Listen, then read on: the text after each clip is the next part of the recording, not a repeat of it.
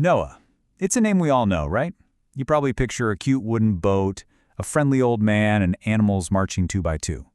But the story you think you know, it's not the whole story. The real one is far from a children's tale. We're talking about a complex saga of divine rage, a really bizarre family curse, and an apocalypse story that, well, might have been borrowed. Yeah, that image is totally iconic.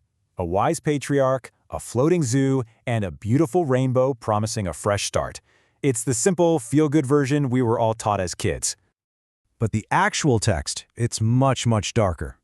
It's filled with these strange details and really troubling episodes that often just get glossed over.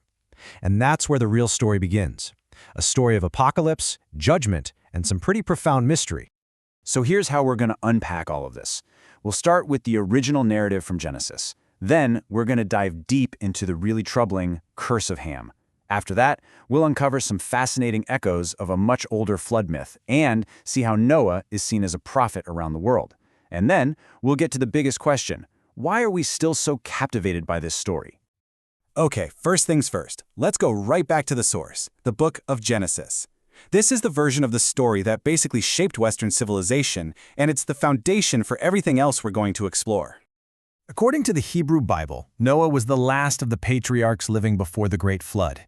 He was chosen by God, who, the story goes, had come to regret creating a humanity that filled the world with so much wickedness. Noah was the one righteous man left, and he was given this monumental task: build an ark and save not just your family, but all life on land. And then there's his age. This number is it's hard to even wrap your head around it. 950 years. In the biblical timeline, Noah is at the very end of an era of these legendary lifespans, which supposedly got a lot shorter after the flood. This timeline really puts his epic life into perspective. I mean, he was already 500 when his sons were born. The flood itself took up a whole century of his life. And then, incredibly, he lives for another 350 years, tasked with basically reseeding an entirely new world. After the floodwaters recede, God makes this formal promise, a covenant, with Noah and all of humanity. This is a huge turning point. It establishes a new set of rules for the world, a new moral and legal framework for a species getting a second chance. And the rainbow? Well, that's the permanent, beautiful sign of this divine promise. But the story doesn't just end with that rainbow. After this divine promise of a fresh start, the narrative takes a really bizarre and dark turn, leading to one of the most debated and frankly consequential passages in the entire Bible. So here's the setup. After the flood, Noah plants a vineyard, makes wine, and gets completely drunk in his tent, so drunk he's lying there naked. His son Ham walks in, sees him, and then goes and tells his brothers about it. His brothers, Shem and Japheth, do the opposite. They walk in backwards to cover their father up without looking at him. Seems simple enough, but the fallout from this moment is catastrophic. And this is the great puzzle. When Noah wakes up and realizes what happened, he doesn't curse Ham. He curses Ham's son Canaan. For centuries, scholars have been debating this. What was Ham's real crime here? And why was his son the one who was punished for it? You see, the core issue is that the text is incredibly vague. Did Ham just disrespect his father by looking? Or does that phrase, saw the nakedness, hint at something way, way darker, like incest or assault? Because that term is sometimes used that way elsewhere in the Bible. And because the text is so unclear, this single passage was tragically misinterpreted for centuries, with the so-called Curse of Ham becoming a key religious justification for slavery. All right, now for a twist that completely changes how we see this entire story. What if the Genesis flood wasn't the first time this story was told?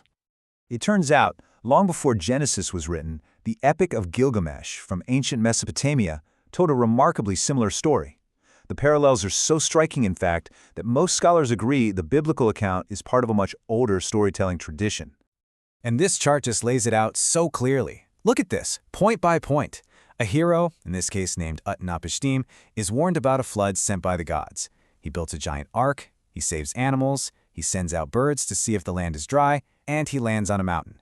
The structure, the key plot points, they're undeniably similar.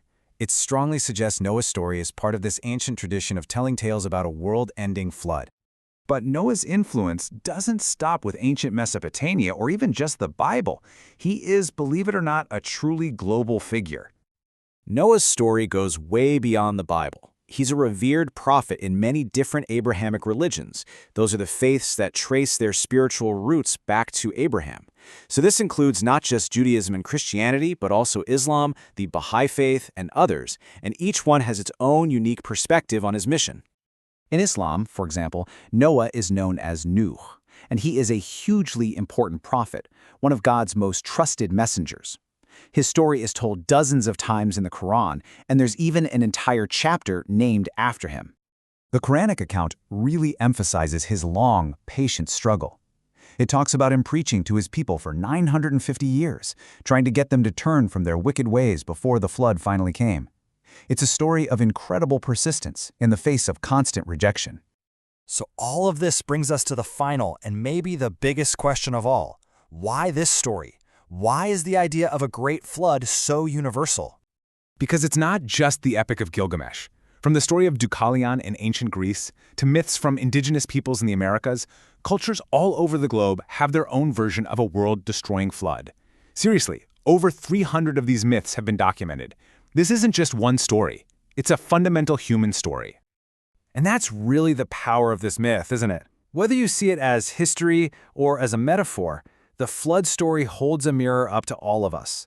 It reflects our deepest anxieties about self-destruction, our capacity for both incredible good and incredible evil, and our timeless, unshakable hope for a second chance. You know, that chance to just wipe the slate clean and begin again.